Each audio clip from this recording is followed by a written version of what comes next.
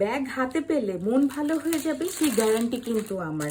আসসালামু আলাইকুম আপুরা, কেমন আছেন সবাই? আবারও আপনাদের সামনে নিয়ে আসলাম নতুন আরেকটি কালেকশন নিয়ে। এই ব্যাগগুলোর কিন্তু নতুন নতুন অনেকগুলো কালার এসেছে। কালারগুলো আমি দেখিয়ে দিচ্ছি আপনাদেরকে। ব্যাগগুলো রেগুলার ইউজের জন্য অনেক বেটার।